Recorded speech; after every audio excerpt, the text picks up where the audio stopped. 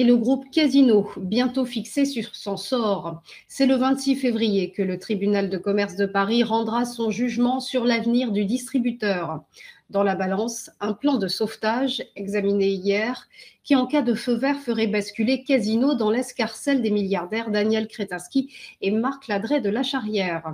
Les deux repreneurs seraient épaulés par le fonds d'investissement Attestor, lourdement endetté à hauteur de 7 milliards d'euros. Le plan de sauvegarde présenté par le groupe fait déjà l'objet d'avis défavorables des représentants syndicaux et du ministère public. Selon eux, 6 000 postes seraient menacés. Pour rappel, la société présidée par Jean-Charles Naouri emploie 50 000 salariés en France. On poursuit avec une barre symbolique, celle des 50 000 $ franchis par le Bitcoin.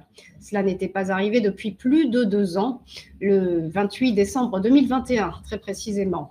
Une embellie qui intervient alors que s'efface le contre-coup du lancement d'un nouveau type de placement ETF, indexé sur cette crypto-monnaie, dans un contexte de regain d'appétit pour le risque. Hier après-midi, donc, le Bitcoin grimpait de plus 5,4%. La devise numérique s'est de plus envolée de près de 18% depuis le début 2024. On termine du bon pied avec la flambée de TOTS à la bourse de Milan. Une enjambée de plus de 18% hier pour le chausseur de luxe italien. Conséquence de l'OPA amical lancé par El Caterton, annoncé samedi dernier. En accord avec la famille Della Valle, principal actionnaire, le fonds d'investissement vise à retirer TOTS de la cote par l'acquisition de 36% de son capital. Le prix par action s'élève à 43 €, soit un montant maximum de 512,2 millions d'euros. En cas de succès de l'offre, la famille Della Valle détiendra 54% du capital, El Caterton 36% donc, et LVMH conservera sa participation actuelle de 10%. Cela nous amène au point bourse, retour sur les séances d'hier avec des indices européens dans le vert. Le CAC 40 a gagné plus 0,55% et s'établit à 7 689 points. Il s'agit donc d'un nouveau record en clôture. À Francfort, le DAX a progressé de plus 0,65%, pointant à 17 037 points.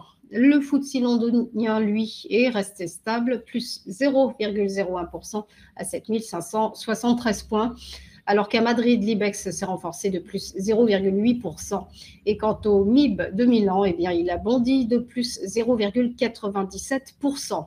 Outre-Atlantique, les indices ont achevé leur séance en ordre dispersé.